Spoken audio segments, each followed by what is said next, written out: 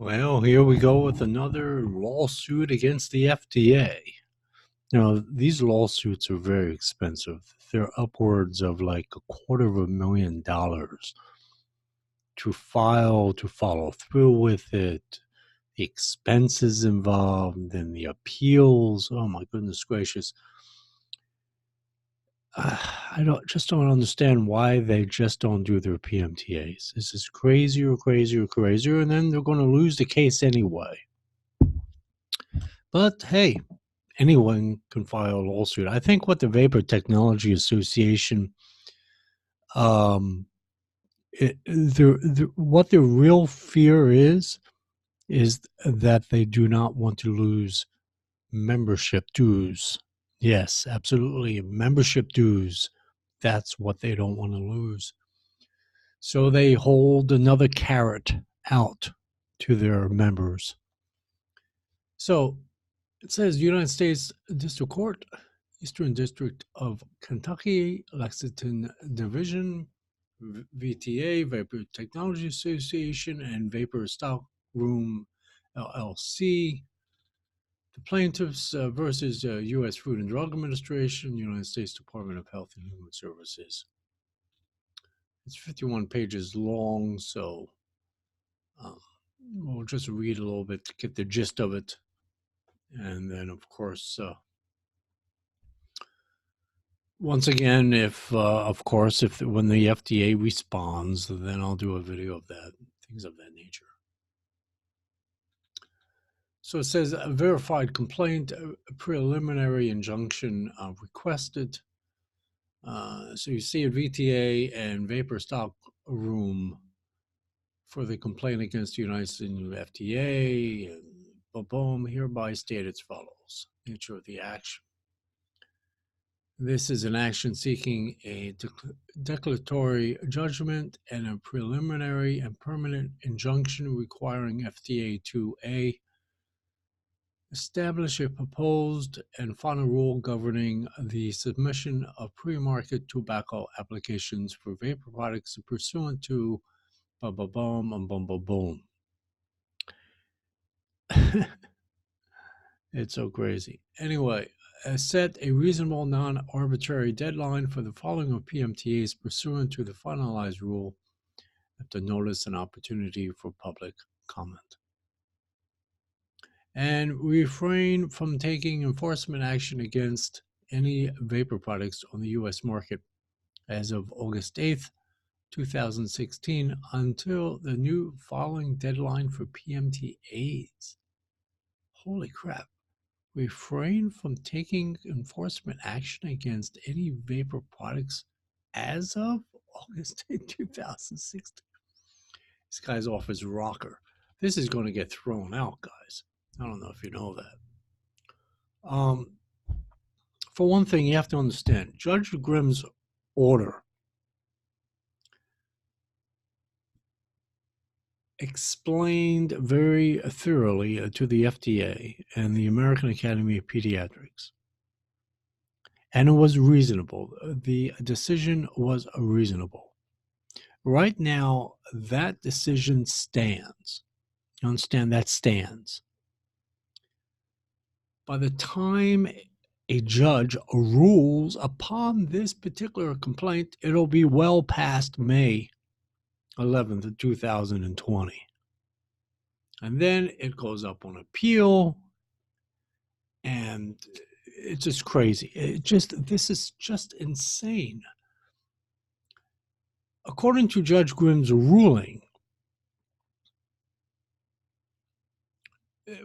let's take it this way. The way Tony Abboud is, or these lawyers, or the VTA is, what they're basically saying is that here you have Judge Grimm that states that May 11th of 2020 is the deadline, the new deadline. But they didn't go through a notice and comment period for that particular May 11th, 2020 deadline. It was via a judge's order that made it so. So the VTA is basically saying, well, okay, Here you have Judge Grimm rule that we must pick this other deadline, a new deadline. But in order to do that, according to the VTA, you must go through a notice of proposed rulemaking, a whole process to get to that deadline. Well, I don't know about the VTA, but like I said, I know exactly what their motive and their intention is, and that is to keep these members of theirs in place. They want them in place because they make money.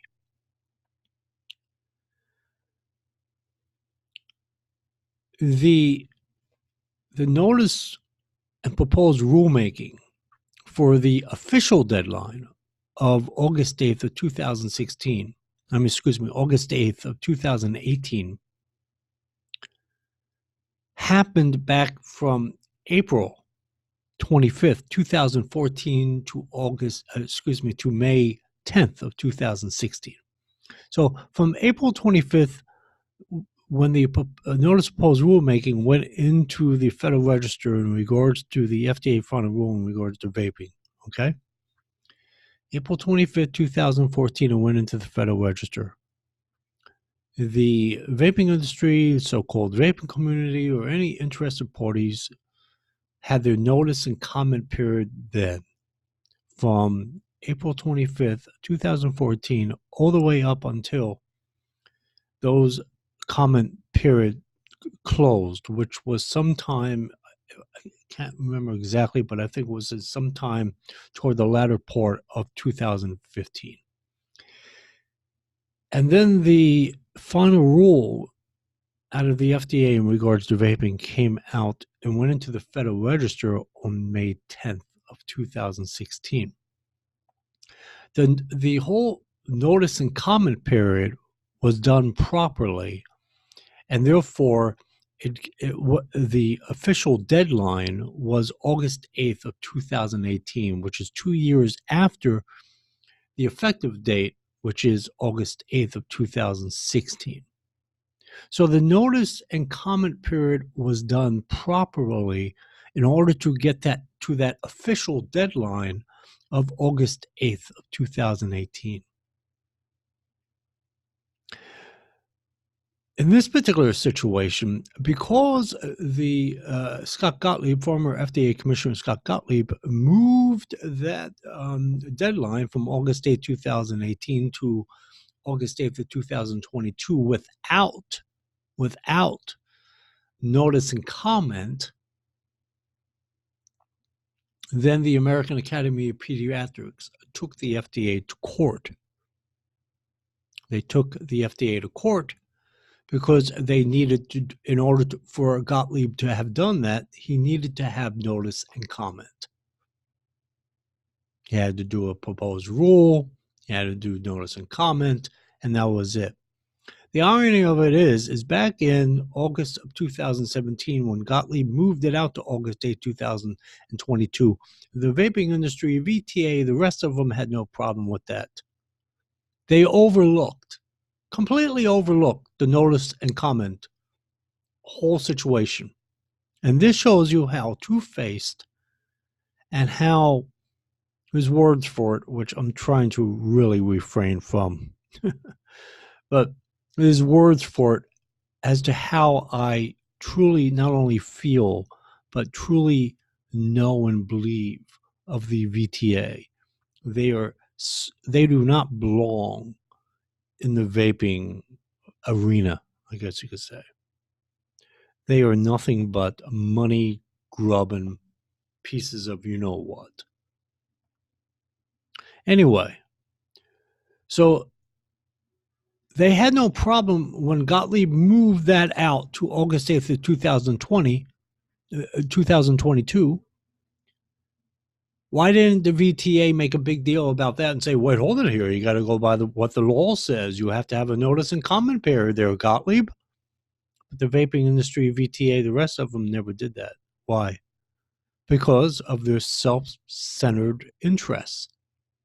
And now, because Judge Grimm's ruling states within 10 months, or May 11th of 2020, is the deadline. Now the VTA is all of a sudden saying, wait, hold it here. We have federal law. We have to do a notice and comment period. It's such stupidity. It's as if the VTA and these types of organizations just bleed the vaping industry of every last cent. Every last cent. It's almost to the point of almost like conspiracy theory. I mean, you can make a conspiracy theory out of this by saying something like maybe the VTA wants to refocus the vaping industry instead of setting their eyes on the PMTAs and getting them done. Instead of the VTA helping them get their PMTAs done, because and if I did the IRS on the VTA a couple of years ago, they make upwards of millions of dollars off of their members every year. And instead of taking that money and putting it into these lawsuits, why don't the VTA take that money and put it behind their members or the industry to get their PMTAs done? Now they're going to whine and dine and cry and all this other crap in this lawsuit, and it's going to get thrown out. It's going to get thrown out. All the FDA has to say is, when Gottlieb moved it out to August 8, 2022, why didn't you make a big deal out of it then? All of a sudden, you turn a blind eye to the notice and comment period. But of course, I'm sure they're going to make that a point, but of course they have to back it up legally, speaking with case law rules and things of that nature, statutory, But the key is maybe I'm just going to throw it out there for whatever it's worth. Not that I necessarily believe it or want to believe it, but maybe the VTA and these entities that are supposed to be supportive of the vaping industry or to protect their interests, or really they're not to protect their interests, but really to steer them in the wrong direction, to make them do things that's not in their best interest, like file these lawsuits at the last minute that make absolutely no sense. When, in other words, the VTA can take millions of their dollars and put at least one or two of the companies through the PMTA process. But instead, they rather give the vaping industry a little, just a slight bit of hope and say, no, wait, we have an idea here. We're going to take the FDA to court. So you don't have to worry about the PMTAs. And that just sort of leads them on a little bit in order for them to continue to give them money to the VTA or whatever else have you. It's just one big con that it's a shame, In other words, they're going to be so focused on this lawsuit thinking it's going to save the industry that they'll wind up, most of them that may possibly had done or would have done their PMTAs, they would have said, we're going to put our faith in this VTA, and they're going to move ahead and we're going to win this suit. And then meanwhile, May 11th, 2020 comes along, and that's it. That's it. This is just, it's like smoke and mirrors kind of thing. Not that I completely believe it. It's like I don't want to believe that these particular entities like the VTA are scoundrels like that. But if you understand Tony Abboud and the rest of these characters, they are some of the most slickest, slyest, they're shysters, basically. And they're bleeding the vaping industry for every penny they can. And meanwhile, they're not getting anything done. They have to face the fact of these PMTAs, and they're going to lose this lawsuit. Anyway, it's not so much what they say in a complaint that concerns me. What really matters, of course, the judge's opinion of the court, but what matters is what the FDA is going to say next. And then the reply to the FDA's response to the complaint. Of course, what's going to wind up happening is one of these parties are going to move for summary judgment and dismiss the case. And I am 100% certain that the FDA is going to move the court. This is just a complaint. They're going to move the court to dismiss this complaint through a summary judgment. Anyway, this is let me pause this here because I haven't read this thing and I want to read it and then speak to it because I don't want to read the whole thing. Just 1 second here. So I'll go on a little more here. I won't make this video too long. I'll wait for the FDA's response and then the reply, and then we'll go from there. Anyway, so it says, as of the date of the filing of this complaint, FDA has not filed a notice of appeal of the Maryland District Court's decision to the United States Court of Appeals for the Fourth Circuit, nor sought a stay of that court's order. Instead, on August 9, 2019, FDA requested permission to file a motion for clarification with the Maryland District Court to confirm that FDA may continue to take enforcement action against vapor products currently on the market that were not on the market as of August 8, 2016, thus suggesting that FDA has no plans to appeal the Maryland District Court's ruling.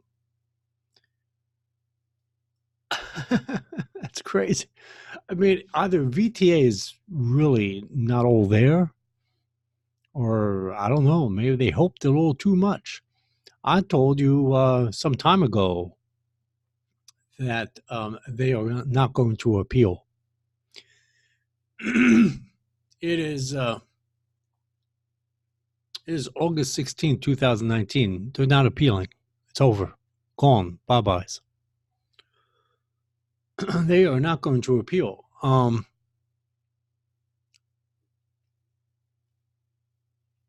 That's all there is to it.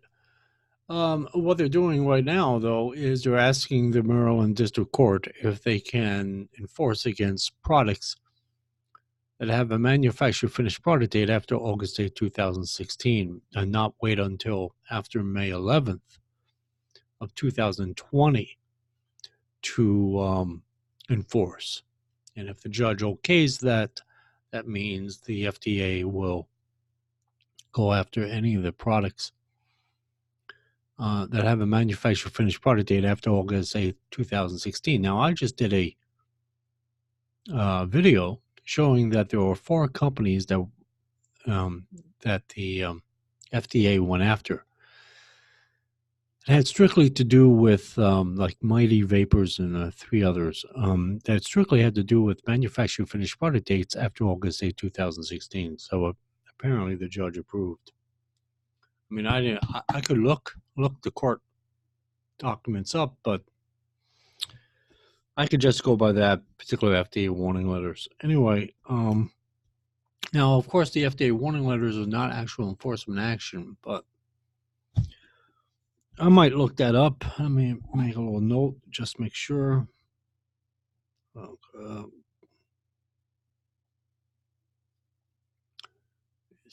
That is 8/9/19. Okay. And then the other thing is page 44, 126.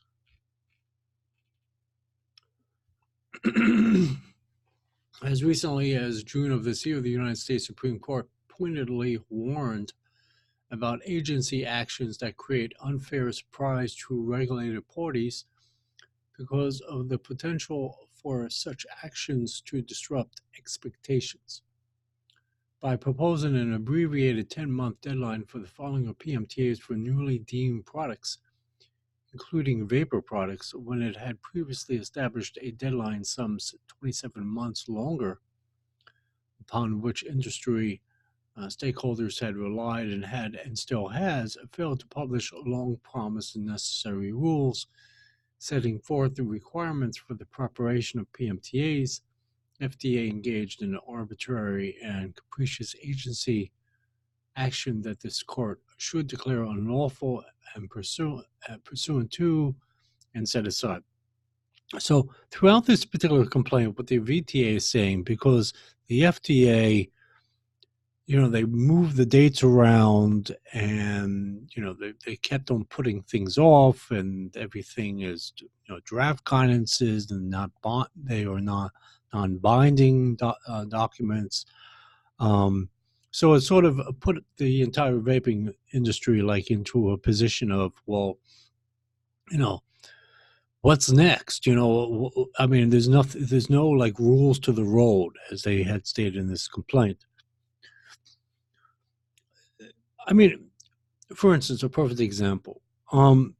Let's say, for instance, back in April of 2014, let's say the FDA decided not to have notice and comment period and just issue a final rule in regards to vaping on May 10th, 2016. This type of argument that they're making, then yes, certainly could have happened and could certainly be applied. But this is just delay tactics. That's all it is. And the FDA is going to read into it, and the judges are going to not only read into it, they know of it, and the judge is also going to see it as well. It's delay after delay after delay after delay. Now, the Food and Drug Administration has plenty of documents out there, and that's been on the books since 2011. I've spoke about this in many videos, showed it many times in Zoom. The FDA just released the HPHCs, the updated list. So regardless if you go through a notice and comment period or not, you see the list. The list is not going to change. So there's no reason for the VTA to say, well, there's more stuff we have to do and other stuff we didn't have to do. And, all these PMTAs, they knew, the vaping industry knew that these PMTAs were going to would have to have been completed at a certain time period from April 25th of 2014. As soon as it went into the Federal Register, all it is, like I said before, a Federal Register simply puts the public on notice. Now, the FDA certainly could withdraw that proposed rule, but they did not. Okay? The point is they went through a whole notice and comment period. It was during the year mainly of 2014, 2015 that the vaping industry should have began these PMTAs. And so therefore they would have had 4 to 5 years to complete these PMTAs. It's this whole thing of like, cry me a river. Cry me a river. And like I said, I don't want to make it come across like some conspiracy theory or anything, but maybe that's what the VTA or these entities, these trade association groups are all about, to actually steer the vaping industry in the wrong direction. Yeah. Why didn't the VTA, when Gottlieb stated that, well, we're going to move it out to August 8, 2022, why didn't the VTA say, wait, hold it here? Aren't we going to do a notice and comment period? What happens if something happens in the future and somebody challenges this? What's going on here? But they never did that. It's just delay after delay. It's so tiring. And I definitely fault the vaping industry. That's an easy one. But believe it or not, I fault the VTA and entities. When I say entities, meaning like AIMSA and Not Blowing Smoke and American Vaping Association and many of these types of organizations. I fault them more so than the vaping industry, because these trade association representatives are supposed to represent the vaping industry and protect their best interests. Like a simple thing with the bottle, the Consumer Product Safety Commission. That information came out in January of 2016. They had from January of 2016 all the way up to August 8, 2016 to change the bottles. And the VTA failed to inform them of that simple fact. Simple fact. Now, if the Consumer Product Safety Commission wants to really be real hard about it, they can come out at any time and take all the e-liquid bottles off the market. Like 99% will just go away. And who do you blame for that? I mainly blame VTA and other entities like this. Maybe their whole thing going on is because they've been in bed with big tobacco for so long and they understand how they work and how they operate and how they strategize. Maybe the vaping industry are believing the wrong people or believing the wrong entities, or giving their hard-earned money to these particular entities like the VTA. And the VTA is just like a ruse, just like steering them in the wrong direction. This is another lawsuit guaranteed to be thrown out of court. Guaranteed. I can tell you that already.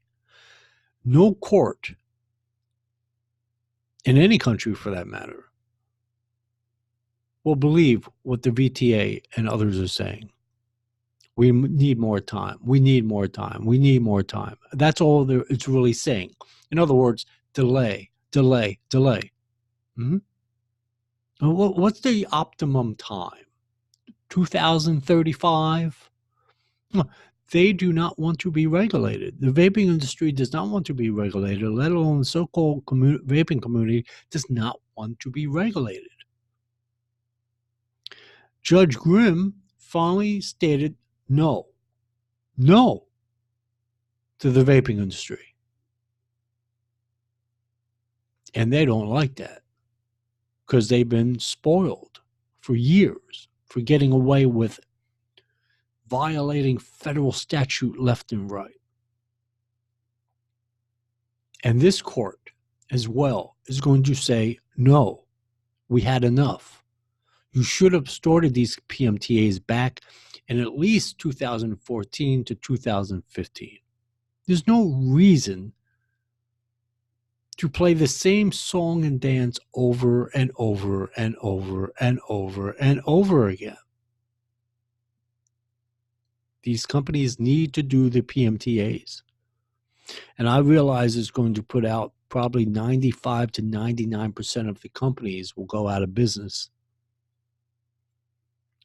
But at least if something can get through and eventually approved of by the FDA, that is to be, so you can market it in the U.S. markets and territories, then over a period of years, maybe even decades, those the master files will begin to grow.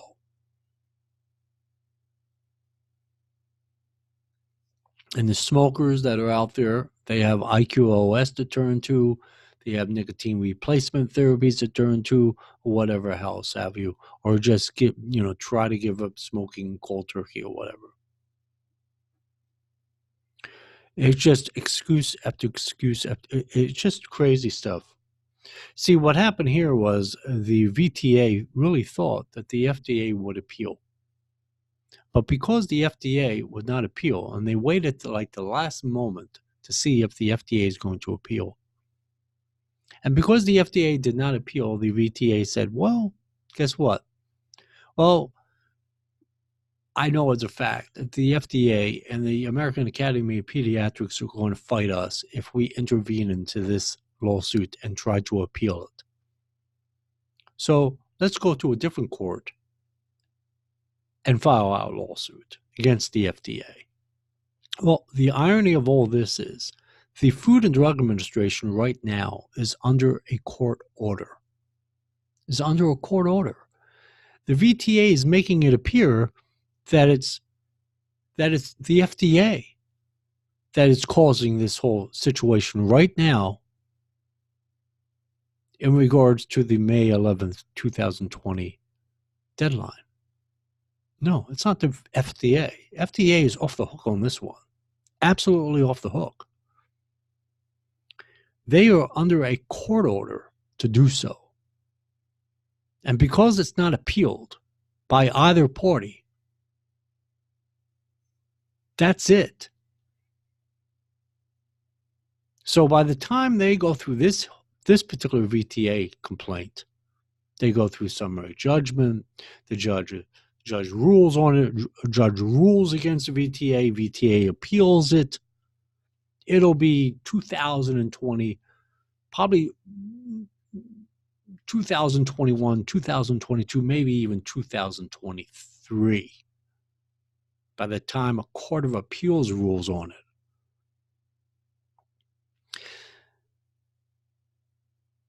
The motive behind the VTA, especially the VTA, AVA does it as well, but especially the VTA, it's all about money. It's all about baiting their members in. That's all it is. It's about baiting them in, holding a carrot out, saying, look at us. We're going to fight. We're going to have a crusade here. We're going to fight. We're going to turn this around for you. And the vaping industry is thinking, all right, VTA, let's write another $10,000, another $100,000 check to the VTA. Instead of writing checks to get your PMTAs done, you're writing checks to a VTA that's going to lose in a court of law. Anyway, you guys have a good one. Bye-bye.